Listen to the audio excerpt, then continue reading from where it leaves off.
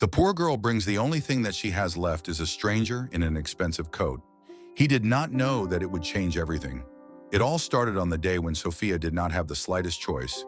No one noticed how she, with her eyes wide open, came out of the cold, blown by the wind of the apartment, squeezing the family relic in the palm of his hand. This old ring is the last that reminded of the former happiness. The fingers were numb from the cold, the boots passed the water, and the morning seemed as hopeless as their whole life. There was not a penny left in the house, an empty kettle on the stove. In the room, a mother covered with a thin blanket, faded away every day. Sofia was afraid that one day she would wake up and would not find her nearby. On the street, life flowed its turn. Cars, hurrying people, strangers, indifferent faces. She stood on the corner, not knowing where to go. Who will believe the child with a dirty face and a ring in his hand? Her gaze lingered on a man in an elegant coat.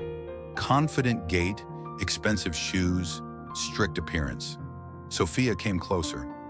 "Sorry," she said, barely audible. He did not hear. Then she decided to pull his sleeve. He turned into irritated. "What do you need?" Sofia handed the ring. "Please, buy. I need a medicine for Mom." The man already wanted to turn away, but his gaze caught on the ring.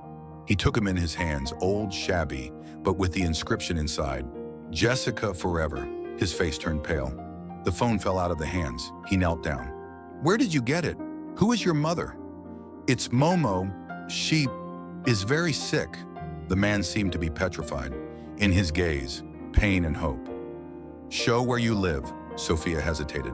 Mom taught not to trust strangers, but the heart prompted, "This person can be believed." She went forward. He followed her, as in an invisible thread. The house was old, shabby. The staircase creaked. The air is impregnated with damp. Sofia opened the door. "Mom, I came." On the bed lay a woman, pale, transparent as a ghost, but beautiful in her fragility. The man froze. "Jessica." She slowly opened her eyes, muddy in pain. Seeing him, she whispered with horror, "Mark?" Silence hung over the room. Only the clock continued their move. One name, and all life is split into before and after.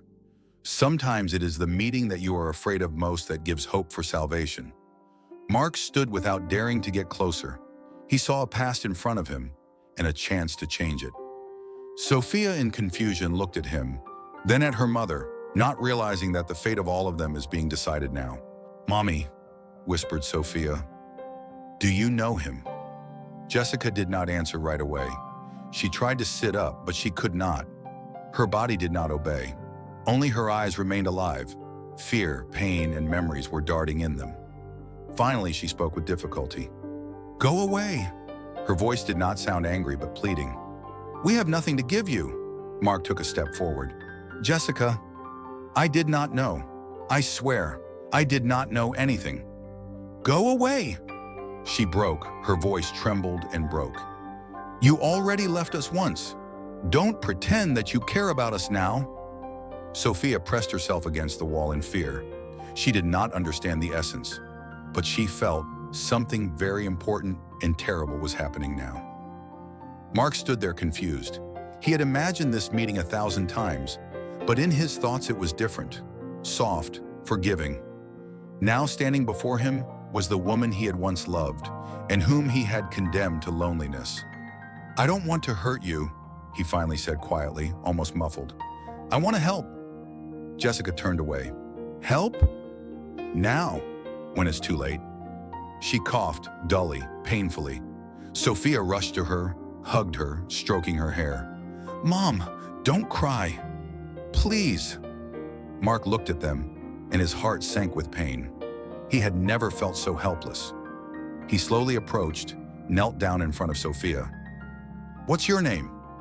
"Sofia," the girl answered. The name pierced him like an electric shock. Sofia. His mother had once dreamed that her granddaughter would be named that. "How old are you?" "8," the girl said quietly, hugging her mother tightly. 8 years. All these years. In ignorance. In absence. He swallowed, trying not to show emotion. "And your dad?" He exhaled, pronouncing the words with difficulty. Sofia hesitated, then answered in a whisper, "I don't have a dad. Mom says he left." Jessica looked at him with fury. "Happy? Go away. Leave us. Like you left me then." Mark slowly rose. He understood. There was no point in pressing. Now was not the time. He took out a business card, put it on the table. If you need help, please." He looked at Jessica for the last time. She didn't say a word, only her eyes, full of pain and resentment. He left, leaving behind only the quiet click of the closing door. In the evening, Mark was sitting in his spacious office. The house where voices and laughter used to thunder was plunged into an oppressive silence. There was a bottle of expensive cognac on the table, but he didn't even touch it. Sofia's face was before his eyes in which he suddenly saw his reflection. His daughter, Sofia. How could he not know? He remembered how proudly he slammed the door without listening.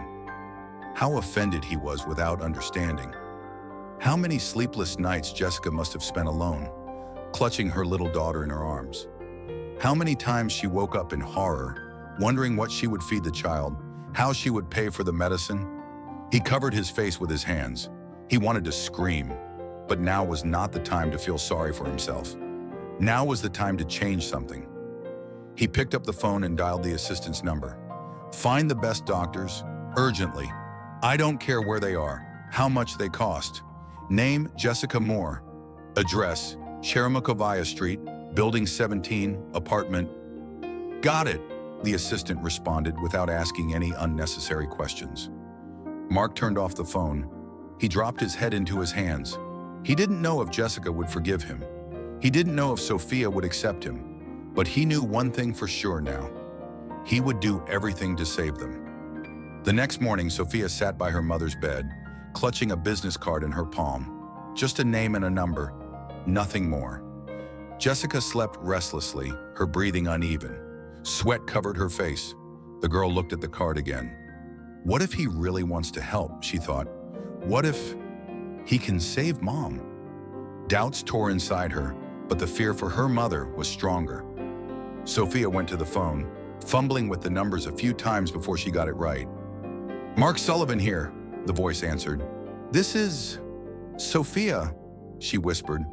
"You said you wanted to help." There was a short pause on the other end of the line. Then the voice became confident. "I've already sent the doctors. They'll be with you in an hour. Just open the door. Don't be afraid. Everything will be fine." Sofia nodded as if he could see her. Her hands were shaking when she hung up. But inside, for the first time in a long time, there was a spark of hope. Sometimes it seems better not to know the truth, that it's easier to live if you don't stir up old wounds. But the truth finds a way, and one day, it knocks on the door. Exactly an hour later, there was a knock. Sofia rushed to the door. She glanced into the room. Her mother was still lying there, exhausted. The girl opened the door a crack. There were two people standing on the threshold, a man and a woman in white coats, holding medical cases in their hands. "Are you Sofia?" the woman asked in a soft voice. "Your friend sent us.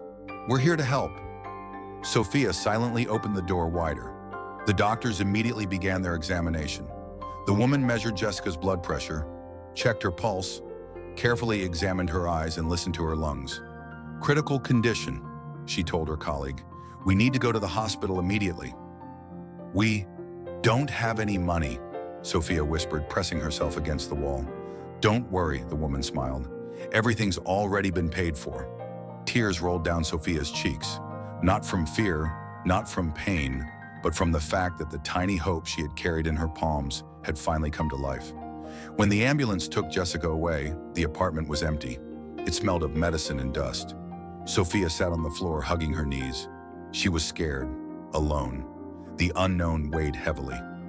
A few hours later, the door swung open again. Mark was standing on the threshold. He was holding two large bags. Food, warm clothes, medicine. "Can I come in?" he asked. Sofia nodded. He walked inside carefully, as if he was afraid to disturb the silence. He put the bags on the floor. "You need to eat and warm up." She looked at him with distrust. But somewhere deep inside, she felt that he was different. Not like those who always passed by. Mark sat down opposite. "Tell me about Mom." And Sofia started talking. About how Mom worked 3 jobs to buy bread. How they slept under one jacket in the winter. How Mom taught her to read, even when she could hardly stand on her feet. How she once sewed her a dress from an old curtain so that she wouldn't feel like a stranger at a school party. Mark was silent. He just clenched his fists, until they hurt, until his knuckles turned white. Guilt was eating him up from the inside. He should have been there, protecting, loving. But he wasn't. He wanted to tell her the truth, tell her who he was. But he felt he had to approach this carefully, carefully. Otherwise, he could lose everything again. Sofia suddenly looked up. "Were you acquainted with Mom?" Mark nodded. "A long time ago. We were young. We loved each other." Sofia thought, "And why did you leave then?" This question sounded quieter than a whisper, but hit harder than any scream. "I was stupid. I got scared. I made the biggest mistake of my life." Sofia looked at him for a long time, thoughtfully. Then she asked quietly, "And now, do you want to fix it?"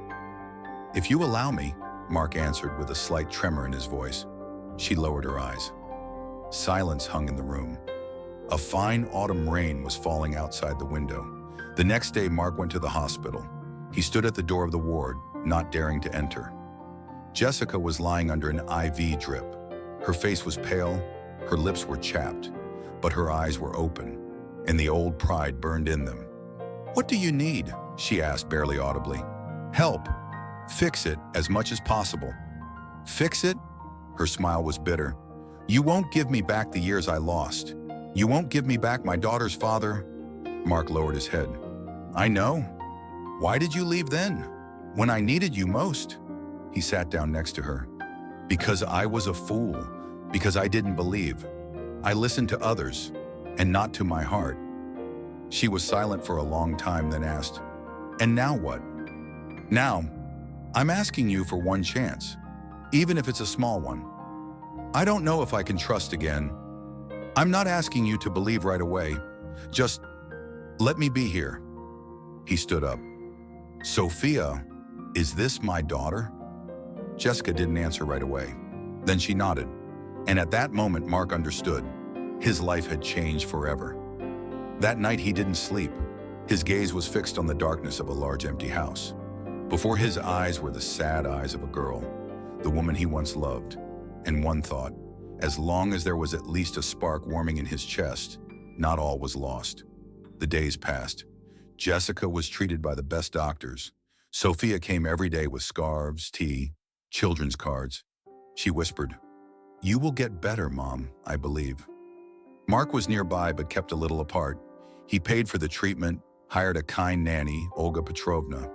Sofia now ate 3 times a day and did not wake up at night from hunger. But trust is a delicate thing. It does not come right away. One night, Jessica asked to be left alone. She got up and went to the window. Autumn fog was outside the glass. The leaves were swirling, and suddenly she began to cry. Quietly, soundlessly, she was afraid. Not of illness, not of pain, but of believing again, and being betrayed again. She remembered everything, her belly in its 6th month, the job search, the neighbors' whispers, the looks at the clinic, and then he came back. When she had almost given up, could she open her heart again? The next morning, Mark came to the hospital with simple white chrysanthemums, the same ones she had once loved. He knocked and entered. "Good morning." "Are you still here?" she asked. "I'm not leaving." "Why?" "Because I want to. Because I love." These words burst out of their own accord. Jessica turned away. Mark put the flowers down and left. Sofia reached out to him more and more often. She called, brought drawings, asked about doll braids. Mark built a bridge with her step by step. One day, sitting in the old apartment, she asked, "Will you be with us forever? I want to be with you as long as you allow. Then teach me to play chess." He laughed, sincerely, easily. A few days passed. The doctors gave good news. Jessica was getting better. That day, Mark came early. And suddenly he saw Jessica herself leaving the ward, pale but strong. They looked at each other. Then she said quietly, "Thank you," one word. But for him, it meant everything. That night, Sofia invited him to stay for dinner. They ate potatoes with salad, laughed, argued about who would win at chess, shared stories. The world that Mark thought was lost forever was returning, little by little, but for real. And even though there were still many fears, pains, and difficult memories ahead, that night they were just a family for the first time. Not perfect, not fairy tale, but real. And that was the most important thing. Sometimes happiness comes not when you look for it, but when you dare to forgive, when you allow yourself to believe again. Spring came unexpectedly. The morning was filled with light. A ray of sunlight broke through the faded curtains and woke Sofia. Birds were chirping outside the window, and for the first time in a long time, the air was warm, filled with hope. She ran out into the kitchen and froze in the doorway. Mom was standing at the stove, without anyone's help. A little uncertainly, swaying slightly, but with a smile, Mark was sitting at the table and cutting bread, playfully prompting her about something. For Sofia, this was a miracle, the most real. After being discharged, Mark offered them a new house, in a warm area with a small garden. Jessica refused at first. She was afraid to depend on someone again. But looking at her daughter, she understood. Sofia deserved more, better, calmer. Now they had a house, small but bright. Sofia could invite friends without being embarrassed by the old furniture or the walls. Jessica learned to accept help. Not right away, not easily, but Mark did not pressure. He was just there. This changed everything. One evening they were sitting on the veranda. The sunset painted the sky in pink and gold shades. Sofia was playing with the kitten they had recently been given, teaching it to sit on its hind legs. Jessica and Mark were silent, and in this silence there was neither heaviness nor resentment. "You know," Jessica whispered, "sometimes I think that all this is just a dream." "I'm afraid to wake up too," he answered. She smiled, weakly but sincerely. "I'm still afraid that everything will disappear. I'm here and I'm not going anywhere." "Forgiveness is hard," she said. "I'm not asking you to forget," Mark replied. "I'm asking you to move forward, together." These words contained everything: their pain, their path, their future. Spring gave way to summer. Sofia moved to a new class. She was no longer teased for her old clothes or worn-out backpack. Now she had a family. At the school celebration, she stood in a bright dress, holding hands with Jessica and Mark. "This is my dad," she said proudly. Mark squeezed her hand. A lump came to his throat. For him, these words meant more than any forgiveness, more than everything he had achieved. In the fall, Mark suggested a short trip, just the three of us, for the weekend. Jessica hesitated but agreed. They drove along the highway, listening to old songs.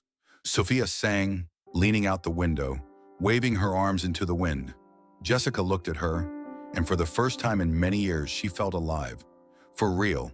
They stopped in an old park, where they had once had their first date, and Jessica suddenly understood.